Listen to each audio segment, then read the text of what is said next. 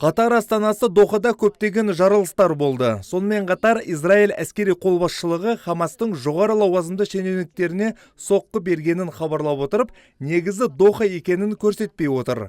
Ереуілге дейін бейбіт тұрғындарға зиянды азайту, соның ішінде жоғары дәлдіктегі оқ дәрілерді пайдалану және қосымша барлау ақпаратын алу шаралары қабылданды делінген Израиль қорғаныс армиясының хабарламасында. Онда Израиль армиясы 7 қазанда жаппай өлтіруге жауапты Хамас террористік ұйымын жеңу үшін одан әрі әрекет ететіні атап өтілді. Аль-Джазира телеарнасы бұл мақсат ақш президенті Дональд Трамптың Газа секторында атысты тоқтату туралы ұсынысын талқылаған Хамас қозғалысының келіссөздер делегациясы болғанын хабарлайды. Катар билігі бұл әскери операцияны айыптады. Бұл қылмыстық шабуыл барлық халықаралық заңдар мен нормалардың өрескел бұзылуын білдіреді және Катар азаматтары мен тұрғындарының қауіпсіздігіне және өміріне үлкен қауіп төндіреді, деді Катар сыртқы істер министрлігінің өкілі Маджид бен Мухаммед Аль-Ансари.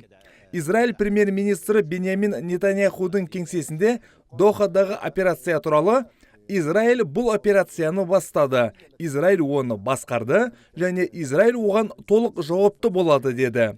Содан кейін Катар Израиль мен Хамас арасындағы медиацияны дереу тоқтататынын жариялады деп хабарлайды Reuters ақпарат агенттігі.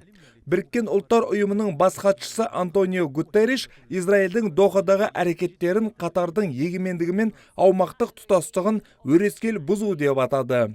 Гутерриш Газа секторындағы жанжалдың барлық қатысушыларын үнемі атысты тоқтатуға ұмтылуға шақырды. Ақ үй Пентагон ақшқа Израильдің Катардағы Хамасқа соққы беретіні туралы хабарлағанын айтады.